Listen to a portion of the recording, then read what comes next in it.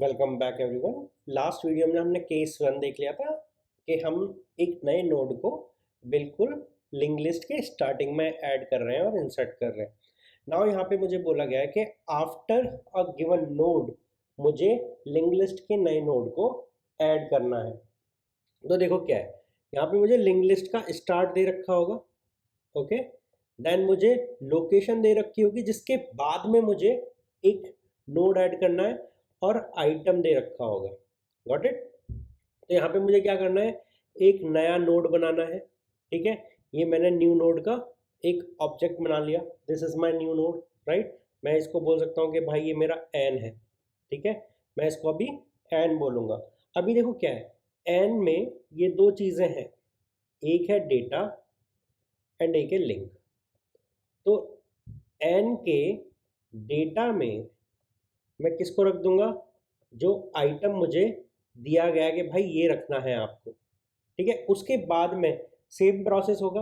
अभी एक एग्जांपल के लिए मैं एक छोटा सा लिंक लिस्ट बना लेता हूँ। Start A B C and ये मेरा ग्राउंडेड है। अब मुझे बोला गया ये मेरी लोकेशन है। इसके बाद मुझे यहाँ पे डी ऐड करना है। ठीक है, क्या ऐड करना है, डी, ये पर्टिकुलर नोड। तो देखो अभी थोड़ा इजीनेस के लिए मैं यहाँ पे ना स्टार्ट में भी 50 रख देता हूँ। तो इसका एड्रेस 50, यहाँ पे 100 तो इसका एड्रेस 100, यहाँ पे 200 तो इसका एड्रेस 200 एंड यहाँ पे मेरा ये जो नया नोड है इसका एड्रेस है 75 फॉर एग्जाम्पल। ठीक है, ये नया नोड मैंने बनाया, इसका जो बेस एड्रेस निकला दैट इज 75। अब देखो मेरा टारगेट क्या है, मेरा टारगेट है कि बी के लिंक में समहाउ 75 आ जाए एंड जो मेरा न्यू नोड है एन उसके लिंक में मेरा जो एग्जिस्टिंग बी का लिंक है वो आ जाए। ये मेरी रिक्वायरमेंट है। तो सबसे पहले मैं ऐसा कौन सा ऑपरेशन करूँ, वही आप एक बार करके देखोगे फिर आपको समझ आ जाएगा कि पहले क्या करना चाहिए। ठीक है, तो एक बार इसी सिनेरियो को देखते हैं। ठीक है, तो बी के लिंक में, ओके, बी का जो लिंक है यहाँ पे मैंने 75 रख दिया तो ये ब्रेक हो गया, करेक्ट। अब मैं एन के लिंक में जो न्यू नोड है उसके लिंक में बी का लिंक, बी के लिंक में तो भाई 75 है, मैं यही यहाँ पे कर दूंगा। तो ये वाला सीन तो मेरा नहीं चलने वाला।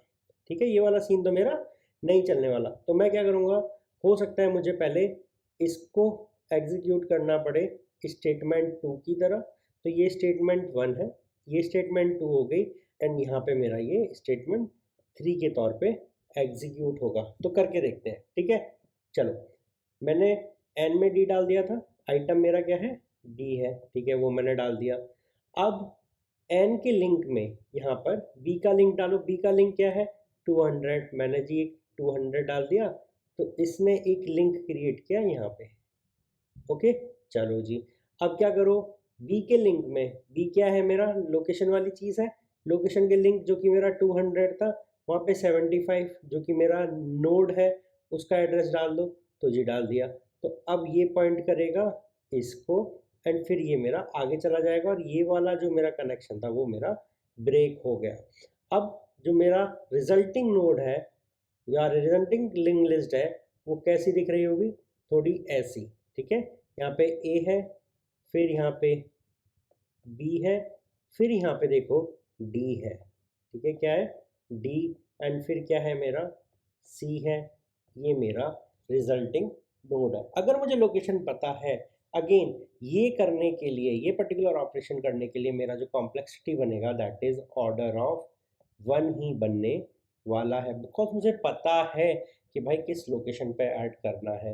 अब देखो क्या है, कभी कभी क्वेश्चन ऐसा होता है आपको लोकेशन दे रखी होती है, कभी कभी आपको कुछ ऐसी चीज़ें दे रखी होती हैं जिससे कि आपको ड्राइव करना पड़ता है कि लोकेशन क्या होने वाली है। फॉर एग्जांपल कि आपसे बोला जाए कि आपको ना थर्ड नोड पे नया नोड ऐड करना है, दैट मीन्स जो नया नोड है that will behave as the third node. तो आपको क्या करना है, आपकी लोकेशन हो जाएगी सेकंड नोड।